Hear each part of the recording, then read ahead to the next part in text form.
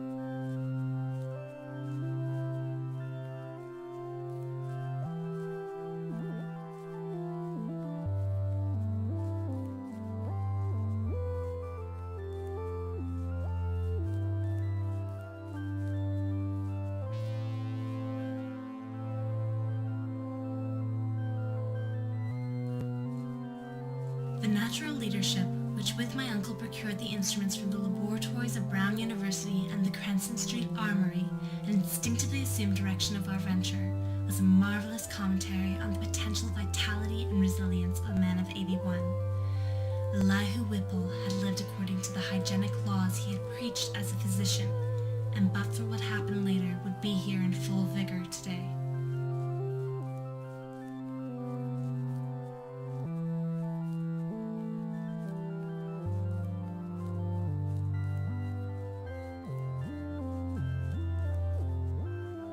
What I heard in my youth about the Shunned house was merely that people died there in alarmingly great numbers.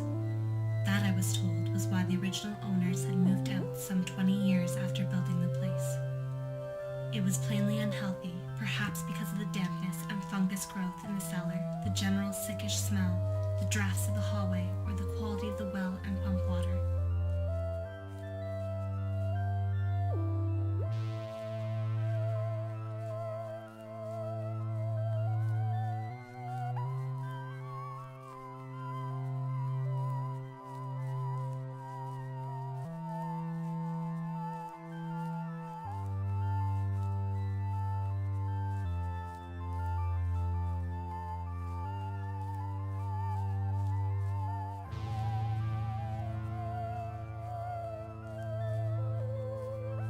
In short, it seemed to my uncle and me that an incontrovertible array of facts pointed to some lingering influence in the Shunned house, traceable to one or another of the ill-favored French settlers of 2 centuries before, and still operative through rare and unknown laws of atomic and electronic motion. That the family had possessed an abnormal affinity for outer circles of entity, dark spheres which for normal folk held only repulsion and terror, their recorded history seemed to prove.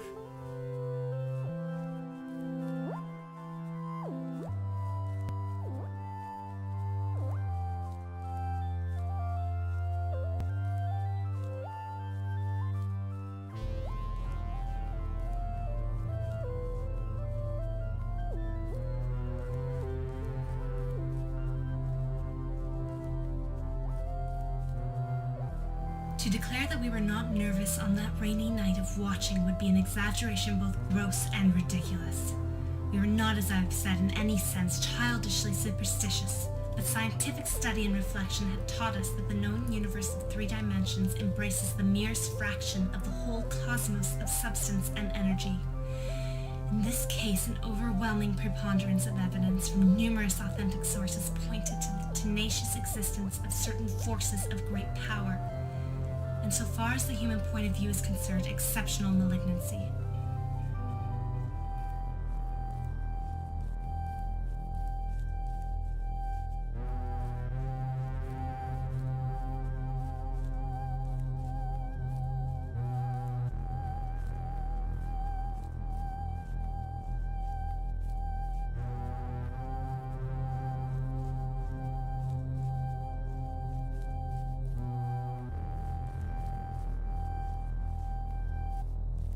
Such a thing was surely not a physical or biochemical impossibility in the light of newer science, which includes the theories of relativity and intraatomic action.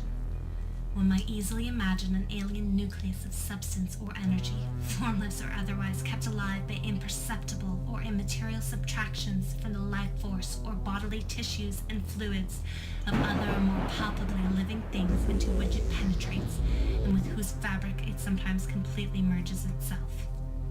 It might be actively hostile, or it might be dictated merely by blind motives of self-preservation. In any case, such a monster must of necessity be in our scheme of things an anomaly, and an intruder whose extirpation forms a primary duty, with every man not an enemy to the world's life, health, and sanity.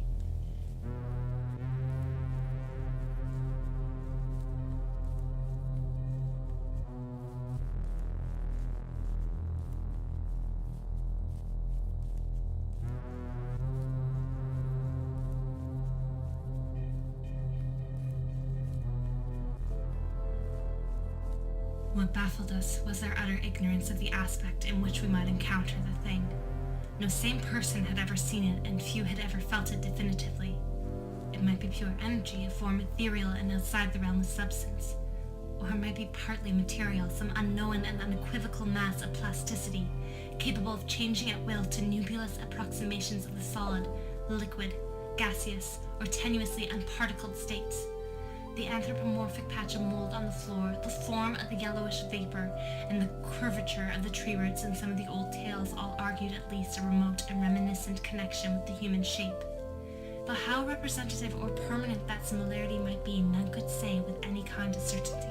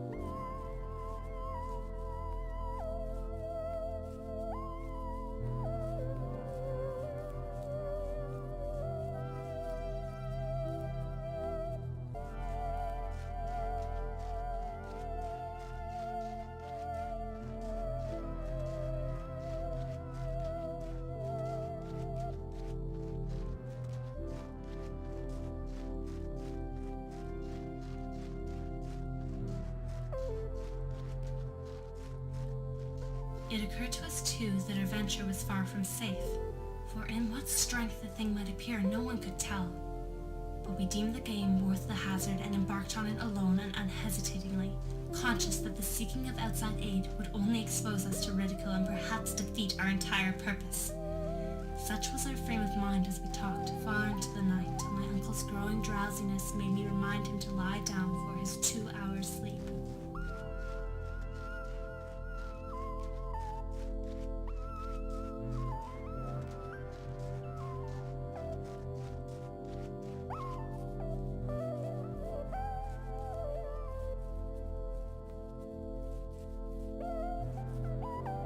He had, he said, floated off from a very ordinary series of dream pictures into a scene whose strangeness was related to nothing he had ever read. It was of this world and yet not of it, a shadowy geometrical confusion in which could be seen elements of familiar things in most unfamiliar and perturbing combinations. There was a suggestion of queerly disordered pictures superimposed one upon another, an arrangement in which the essentials of time as well as of space seemed dissolved and mixed in a most illogical fashion. In this kaleidoscopic vortex of phantasmal images were occasional snapshots, if one might use the term, of singular clearness but unaccountable heterogeneity.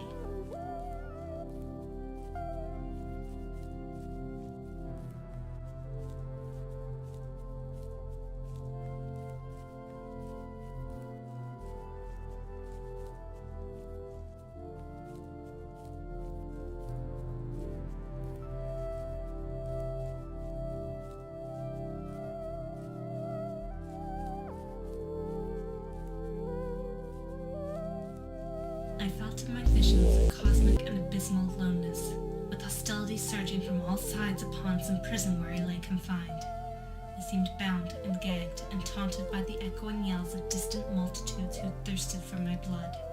My uncle's face came to me with less pleasant associations than in waking hours, and I recall many futile struggles and attempts to scream. It was not a pleasant sleep, and for a second I was not sorry for the echoing shriek which clove through the barriers of dream and flung me to a sharp and startled awakeness, in which every actual object before my eyes stood out with more than natural clearness and reality.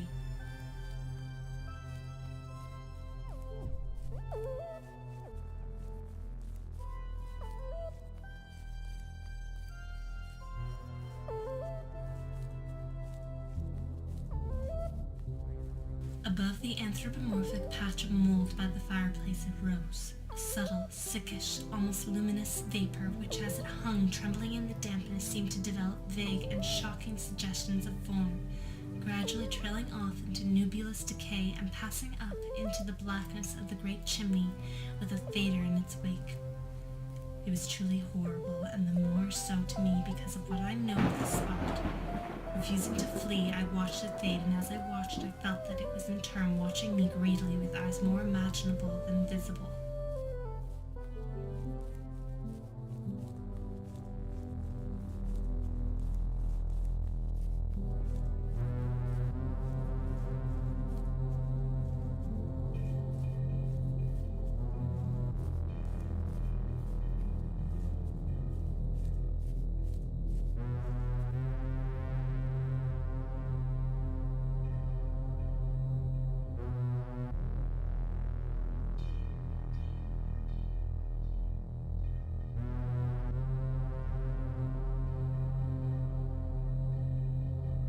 On my ears rang the reverberations of that shocking scream, while my nostrils revolted at the stench which filled the place.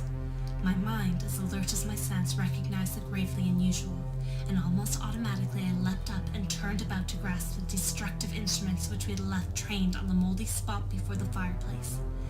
As I turned, I dreaded what I was to see, for the scream had been in my uncle's voice, and I knew not what menace I should have to defend him and myself.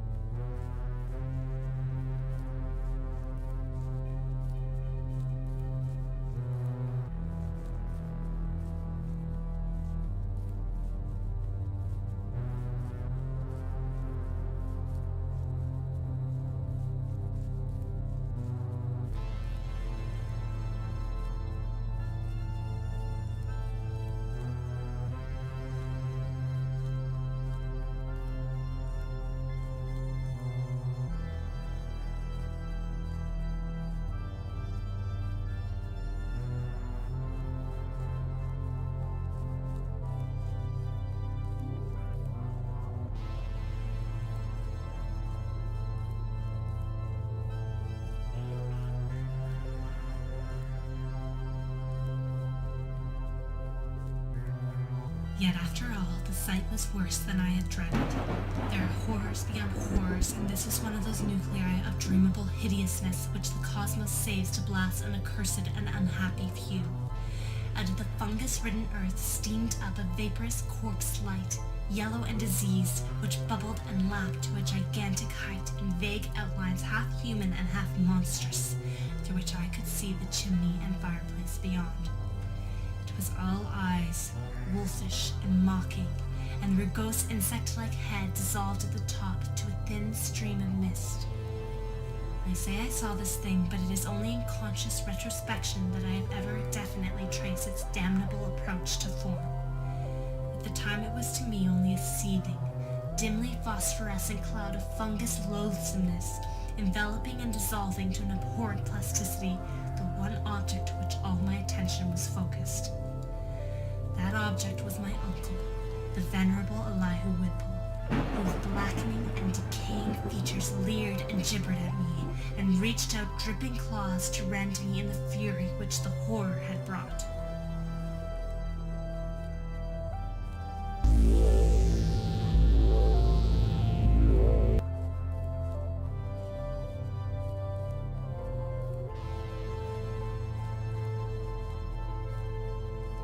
In that dim blend of blue and yellow, the form of my uncle had commenced a nauseous liquefaction whose essence eludes all description, and in which there played across his vanishing face such changes of identity as only madness can conceive.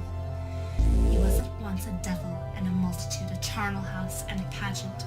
Lit by the mixed and uncertain beams, the gelatinous face assumed a dozen, a score, 100 aspects, grinning as it sank to the ground on a body that melted like tallow, in the caricatured likeness of legions strange and yet not strange.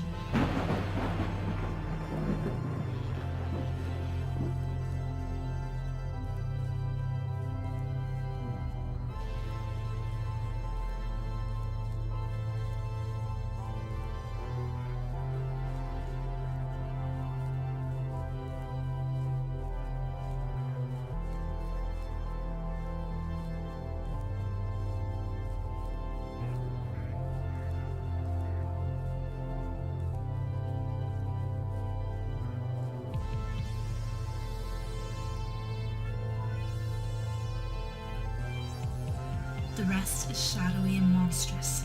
There was no one in the world I dared tell. Grey dawn unfolded wetly from the east, silhouetting the archaic hill, beckoning me to the place where my terrible work was still unfinished. My mind was made up, and taking my hat, I set out from home, where I bathed, ate, and gave by telephone an order for a pickaxe, a spade, a military gas mask, and 6 carboys of sulfuric acid, all to be delivered the next morning at the cellar door of the Shunned house.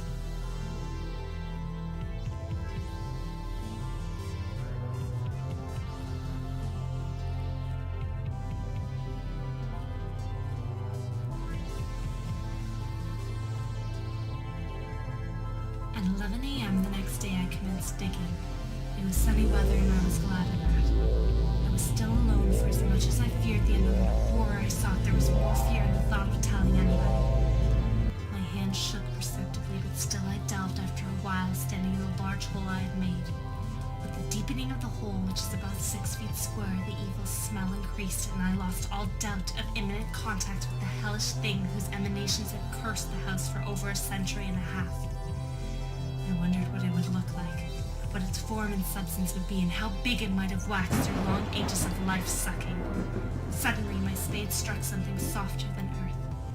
I shuddered and made a motion as if to climb out of the hole, which was now as deep as my neck.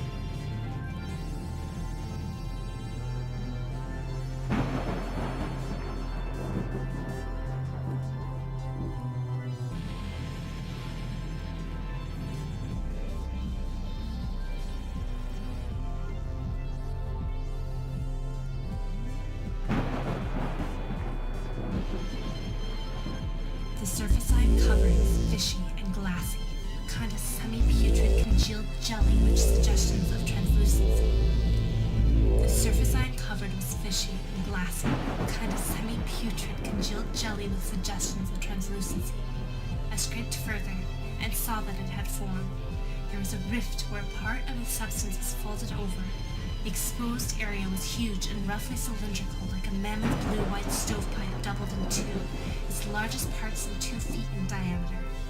Still more I scraped, and then abruptly I leapt out of the hole and away from the filthy thing, frantically unstopping and tilting the heavy carboys and precipitating the corrosive contents one after another down the charnel gulf and upon the unthinkable abnormality of the most titan elbow I had seen.